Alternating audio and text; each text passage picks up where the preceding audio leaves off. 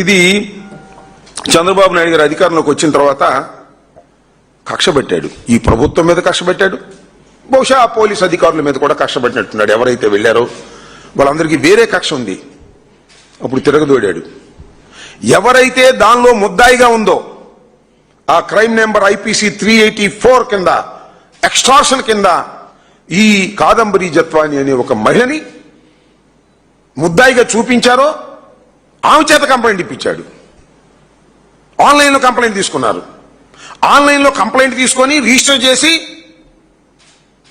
3 senior ఆఫీసర్లు suspend చేసి పారేశాడు. ఐపీఎస్ ఆఫీసర్ని ఈ కుక్కల నాగేశ్వరరావు అనే పారిశ్రామికవేత్త ఉన్నారు కదా, ఎవరైతే కుక్కల విద్యాసాగర్ రావు కాదంబరి జత్వాని మీద కంప్లైంట్ ఇచ్చినందుకు ఆయన అరెస్ట్ చేసి లోపల పెట్టారు. 3 ఐపీఎస్ ఆఫీసర్లు సస్పెండ్ చేశారు ఈ ప్రక్రియలో పాల్గొన్నందుకు. దాంతోపాటు ఒక ఏసీపీకే హనుమంతరావును సస్పెండ్ చేశారు. సిఐని ఇబ్రహీంపట్నం సిఐని సస్పెండ్ చేశారు. 4 పోలీసు అధికారులు సస్పెండ్ చేశారు ఈ కేసులో. ఎందుకంటే ఒక అమాయకురాలైనటువంటి మహిళను పట్టుకొచ్చి మీరు రకంగా చేస్తారా, ఇది ధర్మం కాదు కదా, ఆమె చాలా అమాయకురాలు, నేరం చేయలేదు అని చంద్రబాబు నాయుడు గారు క్లీన్ చిట్ చేశాడు.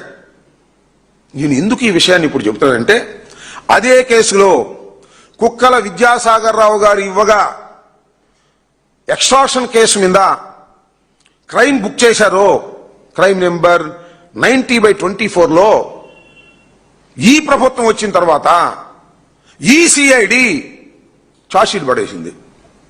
అది ఇక్కడ విషయం. ఏమని ఛార్జ్షీట్ పడేసింది తెలుసా? చంద్రబాబు నాయుడు గారు చెప్పినట్టుగా ఆమె నిర్దోషాన్ని పడేలా, అమాయకురాలని పడేలా, ఇవి నేను మాట్లాడుతున్నాయి కాదు. సిఐడి ఛార్జ్ షీట్ లో కోర్టులో పడేసినటువంటి ఛార్జ్ షీట్ లోని అంశాలు ఏమిటాయంటే ఇవి డబ్బులు వసూలు చేసిన వాళ్ళు నిజమని పెట్టారు.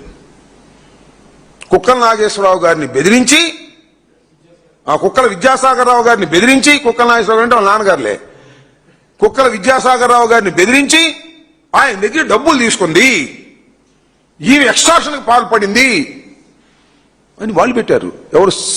చంద్రబాబు నాయుడు గారి రాజ్యంలో ఆయన ముఖ్యమంత్రిగా ఉన్నప్పుడు CID has submitted A charge sheet before the honourable court.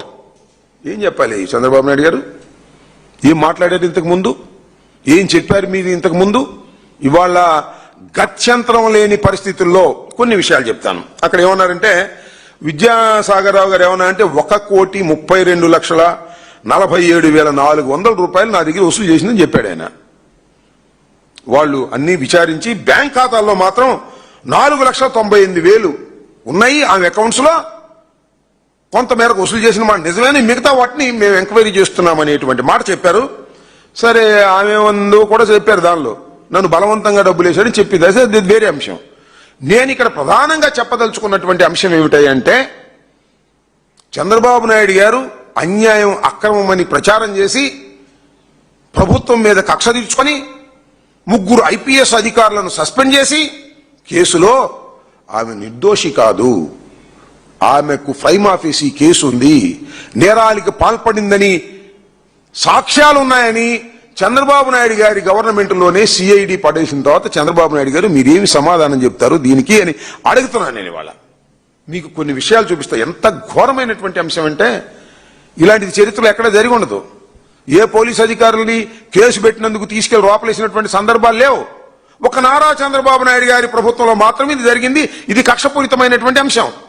ఇదే తడిగొడ్డలతో గొంతులు కోయటువంటి ఈ మోడస్ ఆపరెండి ఏ విధంగా ఉంటుందో మీరు ఒకసారి చూడాలి. ముందేం చేస్తారంటే, చంద్రబాబు నాయుడుకి ఏం తెలియదు అనుకుంటారు. ఆయనకు ఓ మీడియా ఉంది కదా, ఆ మీడియాలో ముందు ప్రచారం చేయిస్తారు. ఏ విధంగా ప్రచారం చేయిస్తారో మీకు నేను చెప్తా, చూడండి. ఇప్పుడు